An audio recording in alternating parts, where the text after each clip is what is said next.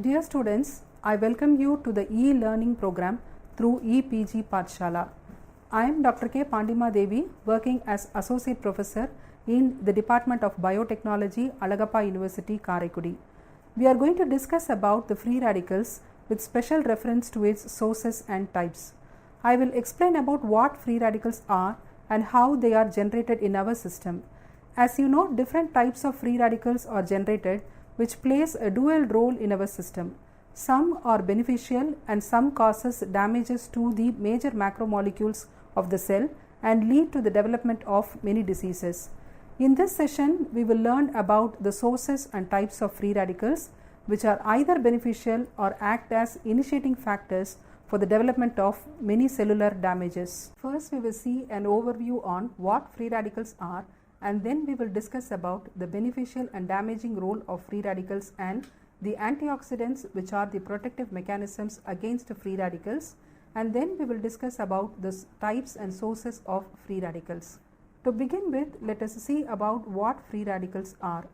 As you are aware, atoms consist of nucleus in the center, which contains protons and neutrons, and electrons are found in the orbitals or shells surrounding the nucleus.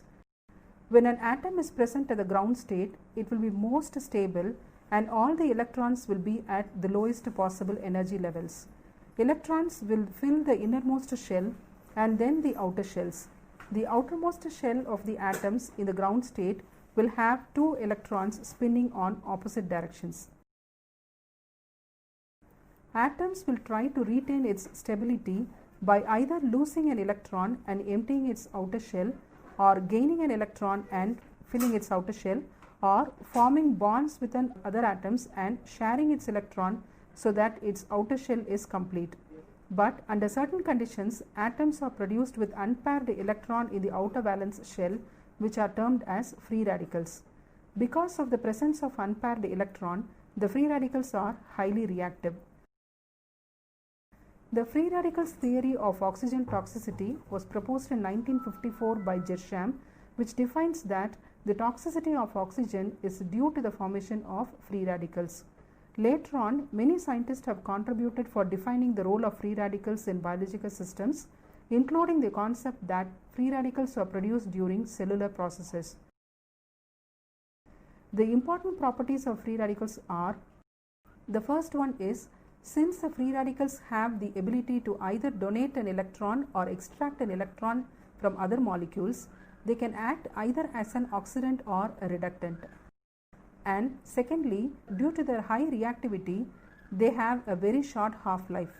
Now we will see about the beneficial and damaging role of free radicals. If you take the beneficial effects, generally the free radicals, like the reactive oxygen species, which are termed as ROS, as well as the reactive nitrogen species, which are termed as RNS, are products of normal cellular metabolism. At lower concentrations, both ROS and RNS helps in the host defense system.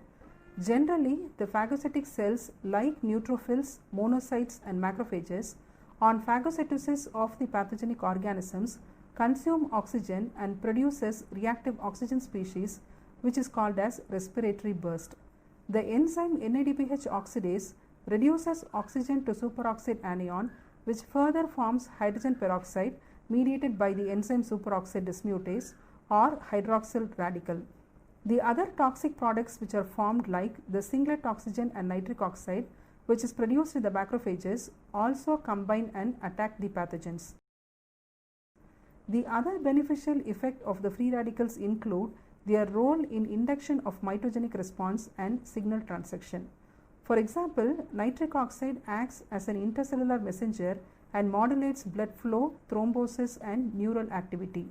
Nitric oxide is also important for non-specific host defense and for killing intracellular pathogens and tumors. Hence, low concentrations of both reactive oxygen species and reactive nitrogen species are vital for human health. On the other hand, if you see the damaging effect of free radicals, though free radicals are present in every living cell, the damaging effect of free radicals are influenced by many other factors, including stress, genetic, environmental factors and so on. Also, when produced at higher concentrations, the free radicals damage the macromolecules of the cell like lipids, proteins and nucleic acids. Free radicals mainly damage the unsaturated fatty acids present in the plasma membrane of the cells, which affects the fluidity of the membrane and also affects the function of the membrane bound proteins. If you see the other damaging effects of free radicals, it includes damage to proteins which interferes with the functions of the proteins, and damage to nucleic acids which lead to cell death by necrosis and apoptosis and can sometimes also induce mutation. Because of these damaging effects, excessive free radical production is implicated in different pathological processes like aging and the development of many diseases like neurodegenerative disorders, cancer and so on. Let us now see about how antioxidants offer a protective mechanism against free radicals. Generally, cells are protected against deleterious effects of these free radicals by the presence of various exogenous and endogenous antioxidant systems. These antioxidants, which offer a protective mechanism, are defined as any substance that, when present in low concentrations compared to that of an oxidizable substrate, significantly delays or inhibits the oxidation of that substrate. The antioxidants neutralize the excessive free radicals and also prevent the toxic effects induced by the free radicals. The antioxidant defense system includes enzymes like superoxide dismutase, catalase, and nutrients like vitamins and plant phenols. So now you would have understood the significance of antioxidants in removing the free radicals. What will happen if the antioxidant defense system does not function properly? Now this results in a condition called as oxidative stress. So oxidative stress is a condition which results due to the imbalance in the production of free radicals and its removal by the defensive antioxidants. Till now we discussed in short about the free radicals, antioxidant system and oxidative stress. Now let us discuss in detail about the different types and sources of free radicals. Many types of free radicals are produced within the body, but the free radicals which play a major role in human physiology are reactive oxygen species and reactive nitrogen species. The reactive oxygen species, which is termed as ROS, are free radicals which involve the presence of oxygen radicals. The common examples of reactive oxygen species which are categorized as radicals include Hydroxyl Radical, Superoxide Anion, Singlet Oxygen, Nitric Oxide Radical, Hydroperoxyl Radical, Peroxyl Radical and Lipid Peroxyl Radical. First we will see about hydroxyl radicals. Hydroxyl radical is an electrically neutral molecule because oxygen is electronegative and hydrogen is electropositive. It is chemically a very reactive free radical. Since it is a short-lived free radical, it attacks the macromolecules present within few nanometers from the site of generation of hydroxyl radicals. These hydroxyl radicals are produced in our system by utilizing iron.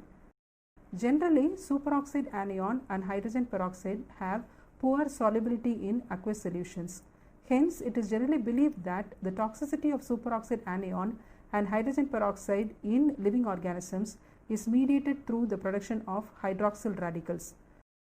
The two main reactions which accounts for hydroxyl radical production are the ion catalyzed Haber-Weiss reaction or the superoxide driven Fenton reaction.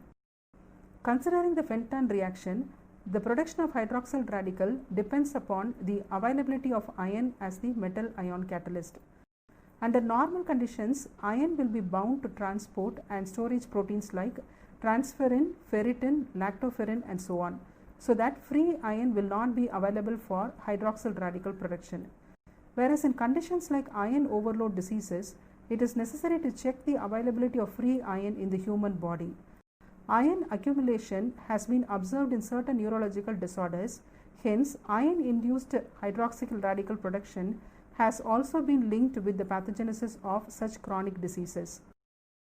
The other components for the formation of hydroxyl radical, that is hydrogen peroxide and superoxide anion, which will be present in all the aerobic cells, since hydrogen peroxide and superoxide anions are produced by electron transport chain and reactions catalyzed by oxidase enzymes.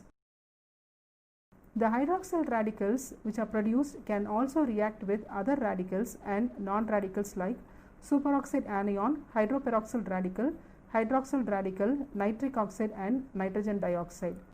Next we will see about the free radical superoxide anion. Superoxide anion has a negative charge and it has a very short half-life.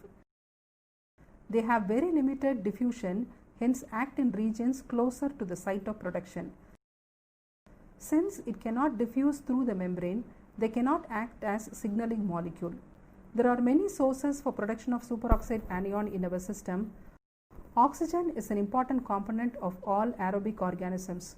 During aerobic metabolism, if incomplete reduction of oxygen to water occurs, it results in the generation of reactive oxygen species like superoxide anion, hydrogen peroxide and hydroxyl radical. The other major source of superoxide anion includes its production inside the mitochondria during the respiration process. In the mitochondrial respiration, electron flows through the electron transport chain, and in the end of the process, oxygen is reduced to water, whereas a small amount of electrons leaks from the process and leads to 1 electron reduction of oxygen, which results in the formation of superoxide anion. Complex 1 and 3 are the major systems which generate the superoxide anions. The superoxide anion results in the formation of hydrogen peroxide, which is not a free radical but is one of the reactive oxygen species produced by a cell. But when compared to superoxide anion, which cannot cross through the membrane, the hydrogen peroxide produced has the ability to cross the membrane and transmit the free radical mediated damage outside the cell. It actually mediates its toxic effect by decomposing to the highly reactive hydroxyl radical. The enzyme NADPH oxidase present in the professional phagocytic cells like neutrophils and macrophages also contributes for the formation of superoxide anions. The NADPH oxidase system, which is present in the phagocytic vacuole walls, transfers the electrons across the membrane, which is accepted by oxygen to form the superoxide anion. In this host defense mechanism, respiratory burst is generated, which helps in killing the pathogens. There is another enzyme called as xanthine oxidase, which normally converts hypoxanthine to xanthine. The xanthine formed is converted into uric acid and hydrogen peroxide, which is also capable of producing superoxide anions. The other enzymes which mediate the production of superoxide anions include lipoxygenase and cyclooxygenase. The superoxide anions which are produced inside the cell reacts with iron-sulfur cluster and hence damages the proteins which contains iron-sulfur cluster.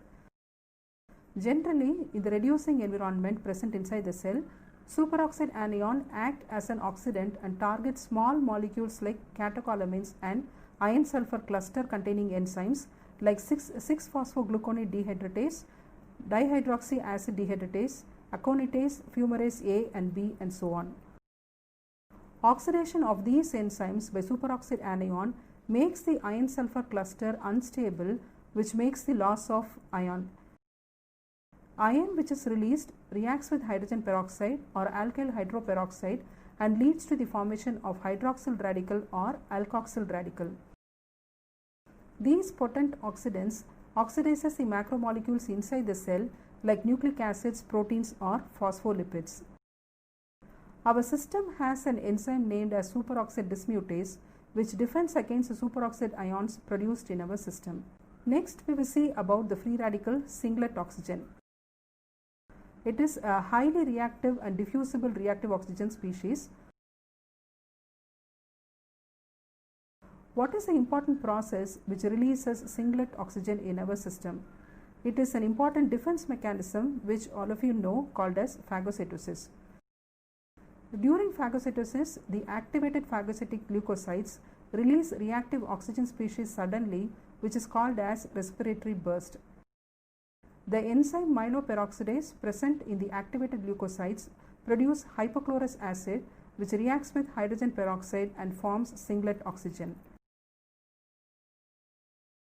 Singlet oxygen can also be produced by UVA light. When skin is exposed to UVA light of the solar radiation, it causes aging and skin cancer due to the production of singlet oxygen. Endogenous photosensitizers present in the skin, like flavins, weakly absorbs the UVA light and transfers the energy to generate the singlet oxygen. Our system has certain peroxidase enzymes like myeloperoxidase, lactoperoxidase, horseradish peroxidase, and chloroperoxidase, which serve as a source for producing singlet oxygen. When you consider the damaging effects of the singlet oxygen, it mainly targets the unsaturated fatty acids, sterols, proteins, DNA, and RNA. Nitric oxide radical is a free radical which contains a nitrogen atom also. Hence, it is also categorized as reactive nitrogen species. So, we will discuss about it when we see about the reactive nitrogen species. The next type of reactive oxygen species is the hydroperoxyl radical, which is generated from the superoxide anion, which is a protonated form of superoxide. It is a highly reactive radical and a strong oxidizing agent. Because of its high stability, it can diffuse to the neighboring structures. Also, at physiological pH, it is present only at minute levels. Peroxyl radicals are the reactive oxygen species generated from the superoxide anion. It is a highly reactive than superoxide anion and causes extensive damage to cell membranes and lipoproteins.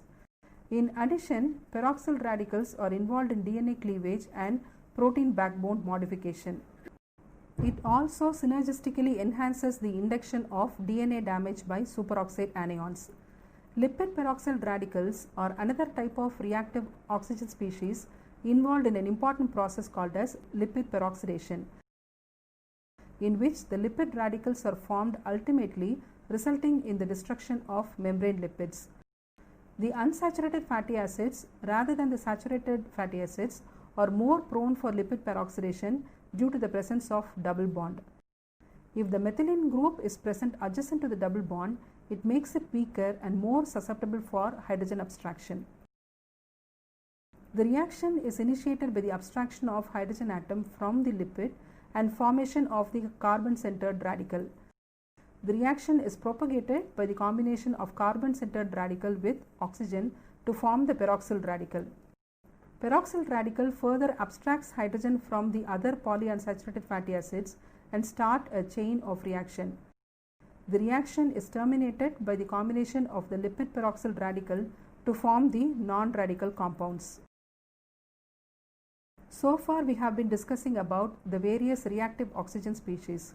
Now we will see about the reactive nitrogen species, which includes nitric oxide radical, peroxynitrite, and nitrite.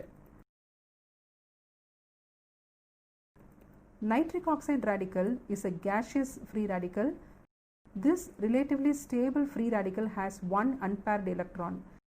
It is considered as a biomarker of several reactive nitrogen species. Since it is a soluble gas, it has the ability to diffuse throughout the cytoplasm and also through the membrane. It plays a role in different regulatory mechanisms by acting as an intracellular signaling molecule. Nitric oxide is generally produced by the enzyme nitric oxide synthase from L-arginine in vascular endothelial cells. Hence, it plays a major role in the maintenance of normal endothelial functions. The nitric oxide released from the endothelial cells binds with the ion heme of the enzyme guanylate cyclase in smooth muscle cells and platelets, which converts GTP to cyclic GMP.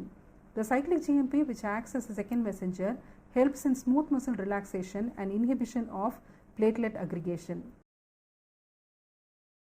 Nitric acid participates in radical-radical reaction and results in the formation of reactive nitrogen species. The radical-radical reaction is nothing but reaction of nitric oxide with other free radicals. For example, nitric oxide reacts with the free radicals like superoxide anion and produces peroxynitrite. Also, nitric oxide reacts with hydroxyl radical and produces the non-radical nitrous acid. Nitric oxide can also produce a cytoprotective agent termed as nitrite about which we will discuss later. Nitric oxide is also capable of forming nitrate. Generally, nitric oxide, which is produced by the endothelium, rapidly diffuses into the red blood cells where it reacts with the ion present in oxyhemoglobin. Now you would have understood that nitric oxide can act either as a cytotoxic or a cytoprotective agent. As a cytoprotective agent, it acts as a neurotransmitter and a vasodilator. The dual acting ability of nitric oxide is related to the amount of nitric oxide produced and its ability to interact with the nearby molecules. The second type of reactive nitrogen species is the peroxynitrite, which is a strong oxidant. It oxidizes mainly biomolecules like lipids, nucleic acids, thiols and thioesters. Increased production of peroxynitrite has been linked to the greater risk for diseases including cancer, stroke and so on. The two major sources for peroxynitrite formation includes nitric oxide and superoxide anion. It is interesting to note that neither nitric oxide nor superoxide anion are very toxic to the cells, because superoxide is effectively scavenged by superoxide dismutase and nitric oxide is converted to nitrate in red blood cells. But if the nitric oxide and superoxide anion are produced in close proximity, they result in the formation of peroxynitrite, which is a fast reaction not catalyzed by any enzyme. The peroxynitrite produced in certain inflammatory conditions leads to the nitration of the tyrosine residues present in proteins and causes damages to the proteins by forming 3-nitrotyrosine. The 3-nitrotyrosine, which is formed, alters the structure and functions of proteins. The alteration of phosphorylation or dephosphorylation of proteins due to the formation of 3-nitrotyrosine also interferes with the signal transduction processes. Apart from damaging the proteins, the peroxynitrite also causes nitration of the DNA-bound purines and leads to the formation of 8-nitroguanosine. This results in the induction of DNA single-strand breaks. Apart from interacting with the macromolecules directly, the peroxynitrite is also capable of producing other damaging radicals. For example, peroxynitrite reacts with carbon dioxide and forms nitrogen dioxide and carbonate radical through the nitroso-peroxycarbonate intermediate. Carbonate radical, by acting as a biological oxidant, gets involved in many damaging reactions. The other damaging molecule formed from peroxynitrite includes peroxynitrous acid, which is a protonated form of peroxynitrite. It can cross the lipid bilayer and generate other reactive radicals like hydroxyl radical and nitric oxide radicals during homolytic fission. These 1-electron oxidants initiate lipid peroxidation and nitration of lipids and proteins. The third type of reactive nitrogen species is the nitrite, which is a storage pool of nitric oxide. Nitrite is used generally for the treatment of myocardial ischemia. Nitrite can be produced from different sources such as from oxygen and nitrate. For instance, nitric oxide and oxygen undergoes autooxidation to form nitrite, whereas at the physiological concentrations of nitric oxide and oxygen, this is a very slow reaction. Nitrite can also be produced through the reduction of nitrate. Nitrite, on the other hand, acts as a source for nitric oxide, which has been considered to offer protective effect in ischemia, which occurs due to inadequate blood supply to any part of body or organ. Nitric oxide is normally synthesized by nitric oxide synthase from L-arginine. But when the nitric oxide synthase activity is low, the enzymes xanthine oxidoreductase and aldehyde oxidase catalyze the conversion of nitrite to nitric oxide during anaerobic or hypoxic conditions and promotes nitric oxide induced vasodilation in ischemia. To summarize, free radicals are categorized as atoms or molecules which have an unpaired electron in their outermost shell. I am sure that you would have now understood about the types of free radicals and their sources. We have also discussed about the beneficial and damaging effects of the free radicals in the human system. I thank you very much for listening to the detailed discussion on the types and sources of free radicals.